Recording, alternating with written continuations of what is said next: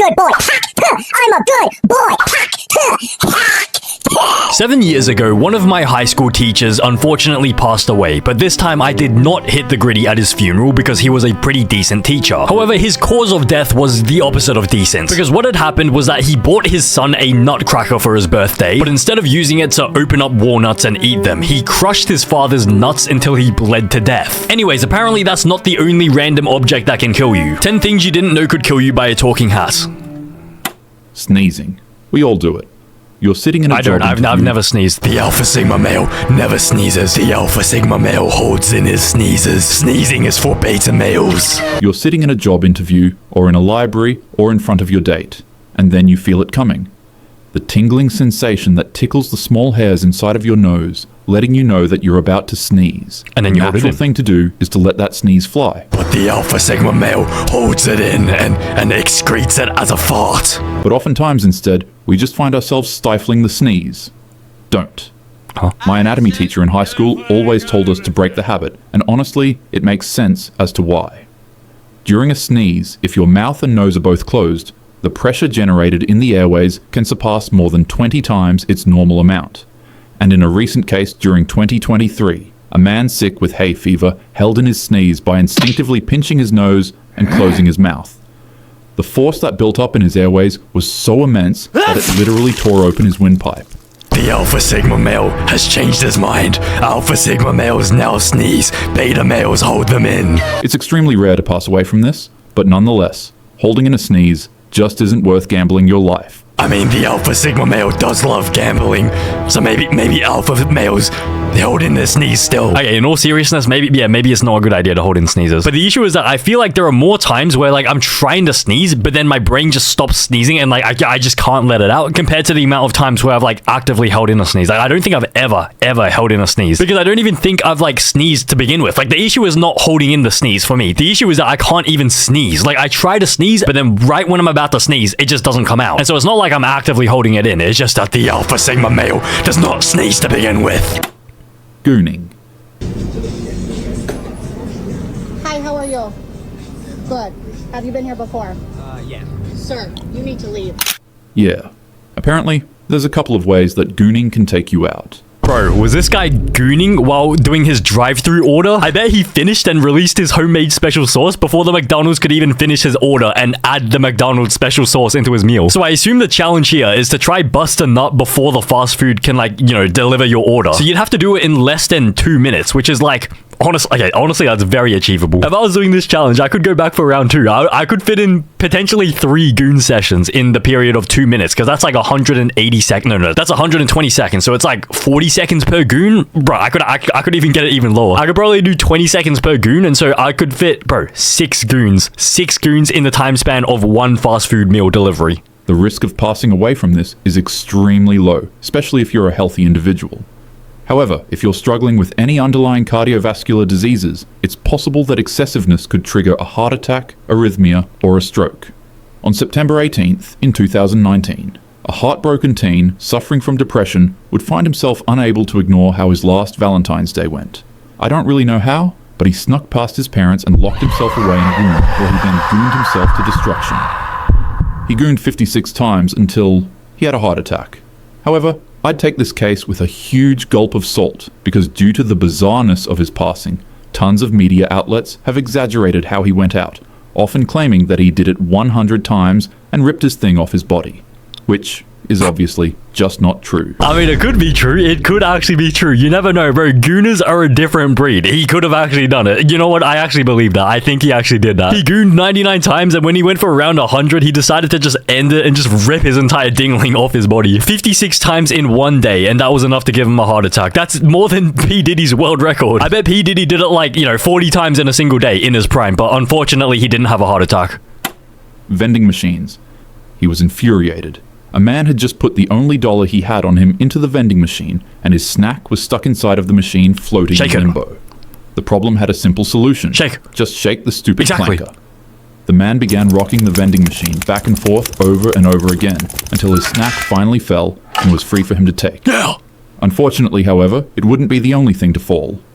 The 1,200-pound vending machine would also tip over on him and crush his neck against a wall. Bro, honestly, this is his fault. 100% it's his fault. This is just poor positioning. Like, if you've played Valorant or Overwatch or any FPS team game, like, everyone knows positioning is half the skill in the game. Because you have aim, game sense, but game sense is about, like, positioning and trying to predict where, like, the enemy player is going to be. And so if this guy had any game sense in real life, like, maybe life sense, he'd be able to anticipate that the enemy, which is the vending machine, would try to, you know, trying to collapse onto him after he headshots it. Like, you got to be playing the off angles, because, like, the on angles are too obvious. Like, it's just too obvious. Like, if you just stand right behind, like, the default position, like, everyone's gonna shoot you. That's why off angles are the meta until they become the on angles, because everyone abuses the off angles. But then the developers go and change the map to sort of get rid of those abusive off angles. But 1,200 pounds is, oh wow, 500 kilograms. What? How is a vending machine that heavy? Since when do all of those foods add up to 500 kilos? Jesus Christ, no wonder why people are so overweight these days. The man would be pinned against the wall, struggling to keep the machine from fully flattening his neck. But sadly, his efforts would prove to be fruitless. He wouldn't survive to see the next day. More people pass away from vending machines than they do shark attacks. There's about 2 to 4 casualties from vending machines each year in the US. So, if the machine isn't giving up your snack, you can get angry at it, you can swear at it, but don't get into a fight with it. 10 out of 10 times, you will lose. Unless you're me, because I am the Alpha Sigma male. I have a knife in my left hand and I have a Guyat massager in my right hand. The Alpha Sigma male does not lose 1v1s. The Alpha Sigma male has insane game sense. The Alpha Sigma male knows how to position himself so he doesn't end up in this situation. Sudden choking. Imagine this. You're hanging out with your friends, chilling at a party, and conversing with other people while losing track of time. And then that's when it hits you. You start choking on literally nothing. It's called a laryngospasm. It's a sudden, violent, and involuntary spasm of your vocal cords that is so forceful that it entirely blocks your body's airways. bro, what? So this is like unintentional like unalive yourself sort of thing. Your own body tries to unalive itself, but if you close your vocal cords, you can't breathe, because that's like the rest of the windpipe down there, so like it has to get past the vocal cords, I think. But I'm pretty sure the solution for this is to, like, you're meant to like make an incision down here or something. But me personally, if this ever happened to me, bro, I'd go down there with my own hands and I'd force my vocal cords open, just like how I forced your mother's. Like, I'm not gonna, let's not continue. Mild cases of laryngospasms last just a few seconds, while more intense cases can last up to a few minutes, which is pretty horrifying when you think about it. 1 second, you're chilling on some mobile games. The next second, you're literally fighting for your life and suffocating on nothing. If this ever happens to you, don't panic or try to gasp for extra air. Remaining calm helps your muscles relax. Take small sips of water to clear any possible irritants causing the spasm, and apply pressure on the soft spots behind your earlobes. It'll help your vocal cords ease up. And most importantly, seek professional help. But I'm pretty sure one of the strats is to, like, make an incision down here, like this specific thing. Let me just double check, just in case I accidentally spread misinformation. But I'm pretty sure that is the mesa right now. Okay, so yeah, you can do that. So basically, I cannot be bothered explaining this. But basically, this is what it looks like. If you want to read about it, just search this up. Toilet time. In Chicago, in 1987, a 70-year-old woman would board a cruise ship with her family. As they explored the wonders on board and enjoyed the pleasant feeling of being on the ocean, the old lady would be greeted with another, less than pleasant feeling. So she excused herself from her family and made her way to the ship's bathroom. And there she was greeted with the solution to her bowel troubles. Me. The toilet. Oh, she closed the door behind her, sat on the seat, and did her business in peace. Minutes later, the ship's medical personnel would rush past the family to the bathroom where their grandma was last seen. Out of concern, the family would follow. And as if it were a scene straight out of a horror movie, they would be met with the sight of their grandma.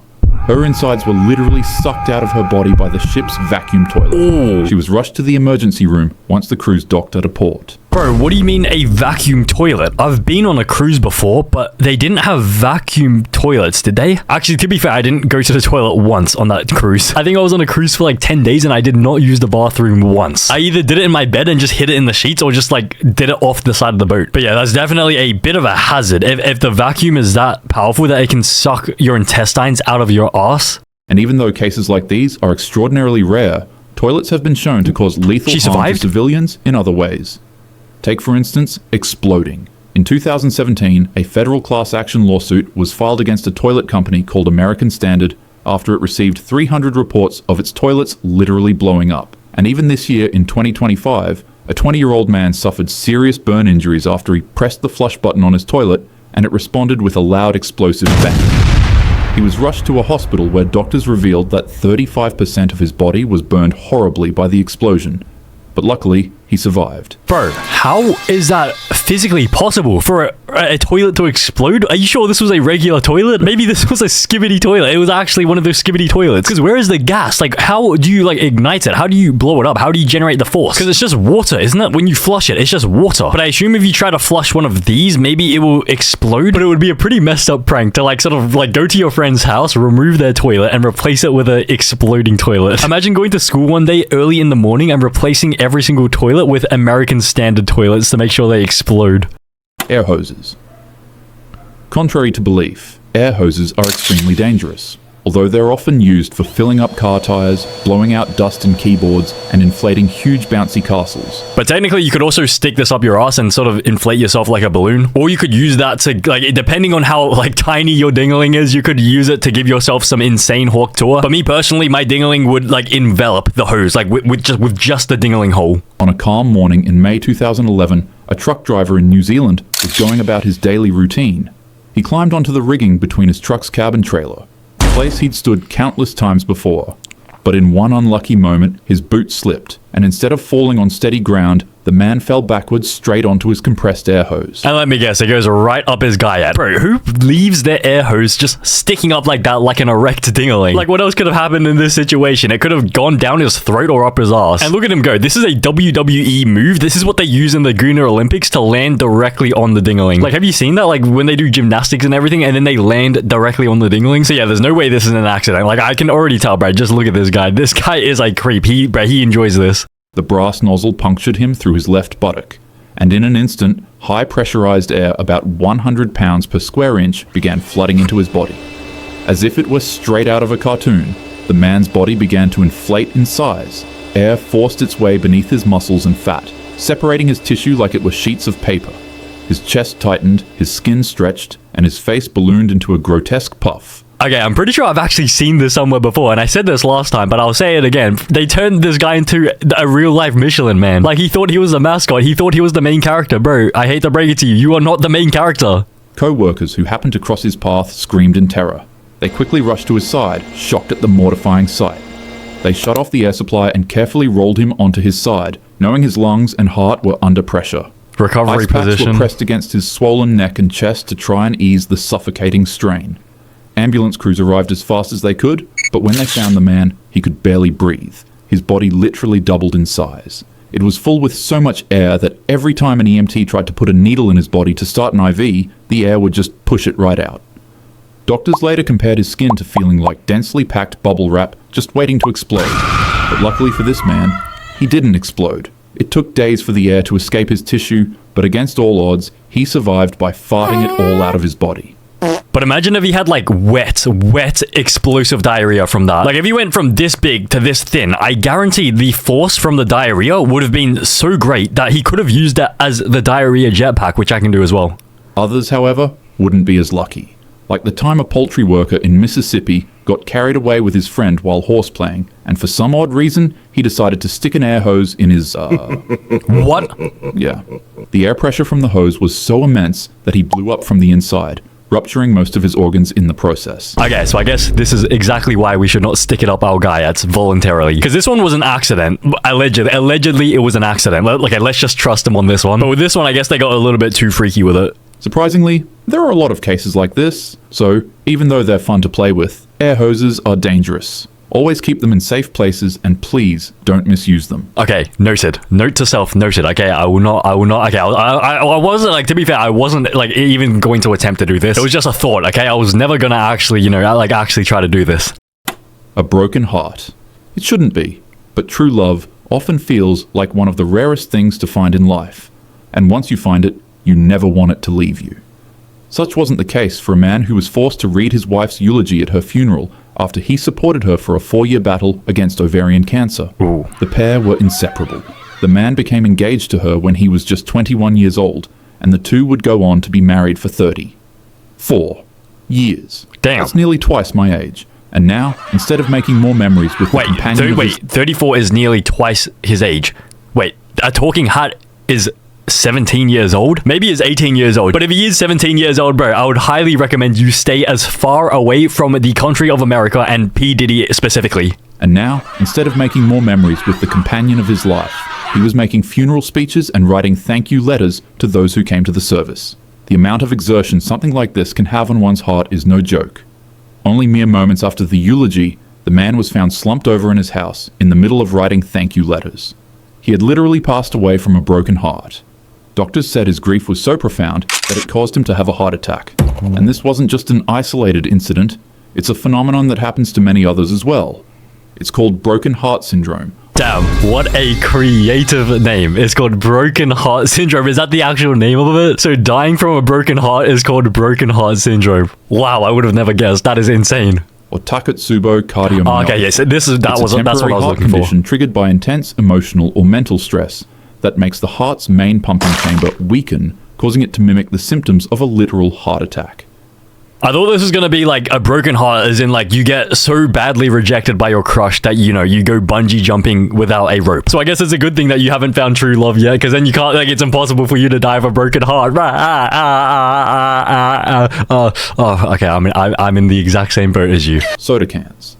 Imagine that it's a hot summer day and you've done nothing but bask in the sun's overwhelming rays of heat all morning. You're parched, so you go indoors to get yourself a nice cold can of soda.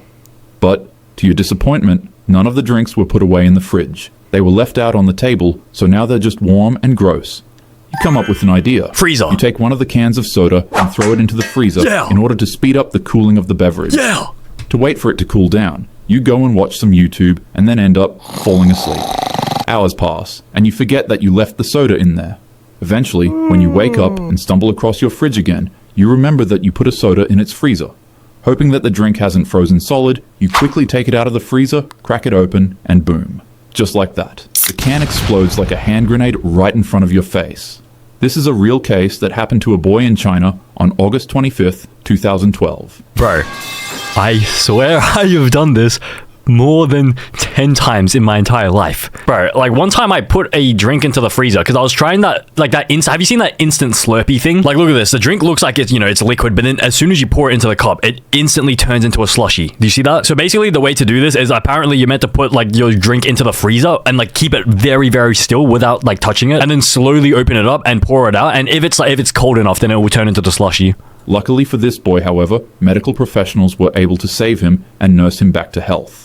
Frozen soda cans are extremely dangerous, and in some cases, they're even lethal. Freezing them forces the carbon dioxide in the soda to create tightly packed reservoirs inside of the can that store high amounts of energy similar to a bomb. So keep your soda in the fridge, and if you do put it in the freezer, don't forget to take it out so that you don't go boom, boom. Oh yeah, but to be fair, the last time I ever did this was like when I was like 12 or something, so like more than 10 years ago. But yeah, honestly, you know the real solution to this? Just don't drink soda anymore. Like, let's end childhood obesity by just eliminating soda. Like, you can just drink water. Stop drinking soda. Restaurant signs. In January 2023, a swarm of fierce winds ripped through Elizabethtown, Kentucky. A family arrived at their favorite local Denny's to start their morning off with some warm pancakes and coffee, an entirely questionable option for breakfast. No offense. Yeah, honestly, I was sort of thinking the same thing, because who goes out to eat breakfast these days unless you're like in America? Because me personally, I just wake up and I don't even eat breakfast. I just wait until lunch. Like, I just eat lunch and dinner. Like, I don't snack throughout the day. Like, that's literally all you need. This is why everyone is overweight in America. This is literally why. Like, those pancakes don't even look good. Look at that. Does this look good to you? Like just look at this and look at yourself in the mirror. Does this look good? This looks trash. This looks beyond trash. No offense to the chef, of course, but bro, like you're gonna eat this for breakfast every single day? Even the eggs down here, bro, that looks like my goon juice after it's been left on a tissue for 3 weeks and I haven't thrown the tissue away into like the bin. Towering above the Denny's parking lot was an 80-foot sign weighing more than a ton. To most, the sign was a glowing beacon for bacon, eggs, and pancakes. Yet somehow the sign was still lighter than the average Denny's customer. But for this family, it became the last thing they'd ever see. A 72-year-old woman sat in the car with her husband and daughter when a storm outside struck. The pole groaned under the wind's pressure, then, without warning, it suddenly snapped. The massive sign came crashing down on the car, crushing the roof and trapping the family inside. Massive. Unfortunately, the 72-year-old lady didn't survive its impact. Massive. And her husband would also go on to pass away from the injuries the accident gave him. Massive. There are multiple cases where restaurant signs, gas station signs, and storefronts fall on people. Massive. So, never be discouraged to keep your distance from an unstable-looking board that's giving you an off feeling when you're entering a business. Especially if it's massive, absolutely massive. But yeah, this is pretty unfortunate. Like these, bro, were they even like customers of Denny's? Like maybe they'd just gotten out, or maybe they were about to go in. But like, say for example, it didn't fall onto these people. Let's just say for example, it fell onto a car that contained 5 average Denny's customers. So we have 1 ton here, 2 tons here, 3 tons, 4, and 5. So if the car is 5 tons of human mass plus the actual car, which is probably an extra ton, so that's 6 tons of mass. 6 tons versus 1 ton over here. Who would win? Like, wouldn't the 6 tons overpower the 1 ton? But yeah, this would be pretty annoying because it's just at the end of the day, it's sort of bad luck. Because imagine just walking down the street and a massive 1 ton sign just falls onto you and kills you. Like that would be pretty annoying. That would be beyond annoying. Christmas trees. There's no better feeling in the world than to finish setting up your Christmas tree just in time for the holidays. Nothing beats a Christmas with fruitcake, eggnog, and a house fire. Yeah. US fire departments respond to an average of 200 home fires caused by Christmas trees each year. And as you would presume, these fires lead to casualties. Christmas tree house fires are significantly more dangerous than normal fires in your home. The fume? This is because these fires usually occur at night or early morning when people have gone to sleep, but left all of their decorations plugged in and lit up. They're usually caused by candles that were placed too close to the tree, faulty wires, or heat caused by all of the decorative electrical elements. Damn, that's lit. As opposed to normal house fires that are slow and steady in their startup, Christmas fires with a dry tree can ignite and spread across a room in less than just 30 seconds. Damn. So, with that being said, lit. try not to get too carried away with your holiday spirit this year. Well, lucky for me, my family isn't rich enough to afford a real Christmas tree, bro. Do you think we can buy a real Christmas tree every single year? Do you know how much they cost? Instead, we just have one of these and we just bring out the exact same one every single year. Because I'm pretty sure real Christmas trees, they're like $100. No, they're not $100. They're like $300 every single year. But wait, what is it? Wait, this one is $600 for a fake one? Wait, how much are real ones? Okay, this is $157 for a real one, but it's 1.8 to 2.1 meters tall. That's a little bit short. Okay, that's not a bad price. So I'm assuming like the tall ones are maybe like $300, but yeah, I'm not spending $300 every single year. Doing nothing. You see that signs can fall on you, beverages can explode in your face, and that Christmas trees can set you ablaze in your sleep. So you decide that the best course of action for you to avoid all danger is doing absolutely nothing. Yeah. And then you explode into a ferocious blaze, so powerful that it leaves nothing but your feet behind. What? Weirdly enough, nothing else around you is affected. Not the couch you were sitting on, not the table in front of you, not the rug on the floor. Nothing.